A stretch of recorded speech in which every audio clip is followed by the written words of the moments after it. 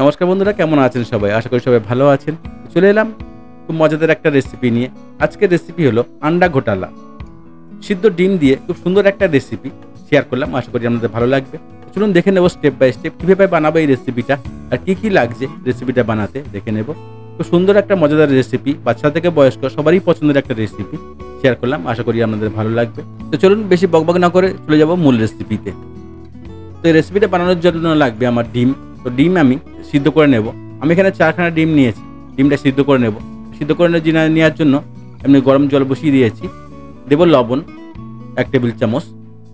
জলটা একটু গরম হলে আমি এখানে হালকা গরম হলে ডিমগুলো দিয়ে দেবো। আমি এখানে 4খানা ডিম নিয়েছি। আপনি আপনার প্রয়োজন মতো ডিম নিয়ে নেবেন। তো ডিম কটা ভালো করে আমি সিদ্ধ করে নেব। তো এখানে নিয়েছি পেঁয়াজ, কাঁচা লঙ্কা, ক্যাপসিকাম, টমেটো আর ধনেপাতা। চলুন এগুলোকে আমি চপিং করে নেব।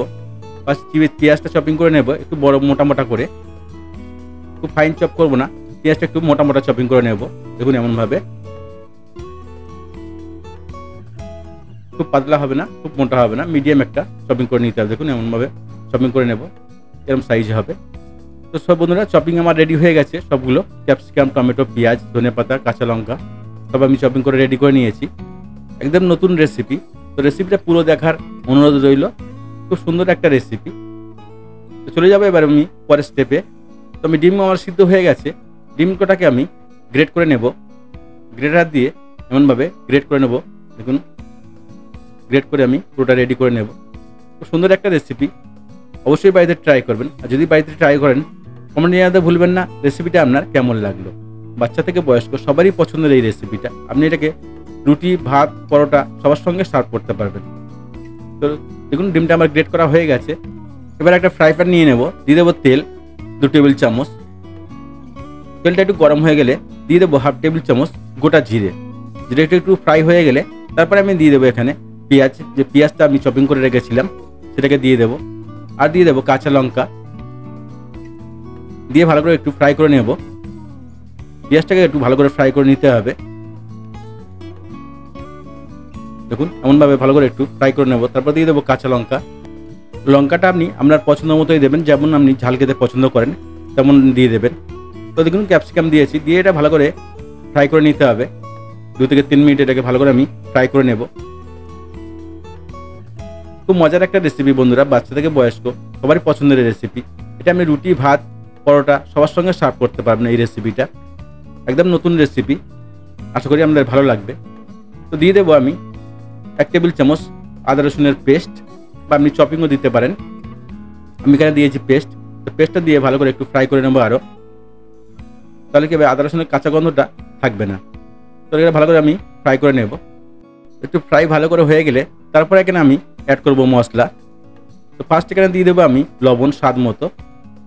তারপর দিয়ে দেবো আমি লঙ্কা পাউডার 1/2 টিস্পুন। আর দিয়ে দেবো হলুদ পাউডার 1/2 টিস্পুন। দিয়ে দেবো জিরা পাউডার 1/2 টিস্পুন।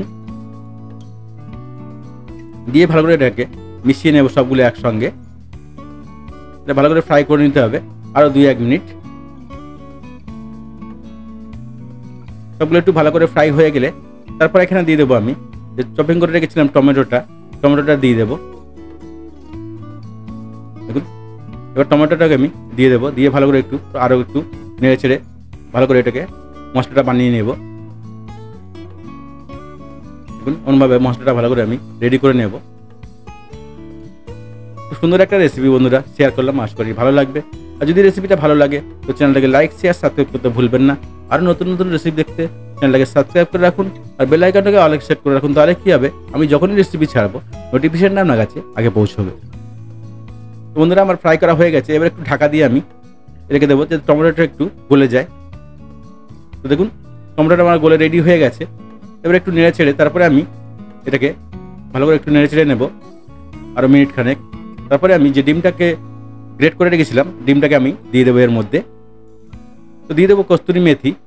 এই মেথি পাতার জন্য আমার টেস্ট খুব বেড়ে যাবে, অবশ্যই মেথি পাতাটা দিয়ে দেবেন। তো দেখুন আমার রেডি হয়ে গেছে। তো এবার আমি যে গ্রেট করা ডিমটা দিয়ে দেবো এর মধ্যে। দিয়ে ভালো করে এটাকে মাখিয়ে নেব। আরও 2-3 মিনিট আমি এটাকে ভালো করে রান্না করে নেব। দেখুন এমনভাবে এটা খুব জল হবে না, শুকনো শুকনো হবে। খুব জল হবে না, খুব শুকনো শুকনো হবে না, মিডিয়ামে আমি রেখে দেবো। ভালো করে এটা মিশিয়ে নেবো, আরও 2-3 মিনিট এটাকে ফ্রাই করে নেবো ভালো করে। এই রেসিপিটা যদি আপনি বাড়িতে বানিয়ে খাওয়ান তো ডেলি বানানোর রিকোয়েস্ট আসবে। তো আশা করি আপনাদের রেসিপিটা খুব ভালো লাগবে। অবশ্যই বাড়িতে ট্রাই করবেন, আর যদি বাড়িতে ট্রাই করেন কমেন্টে জানাতে ভুলবেন না রেসিপিটা আপনার কেমন লাগলো বন্ধুরা।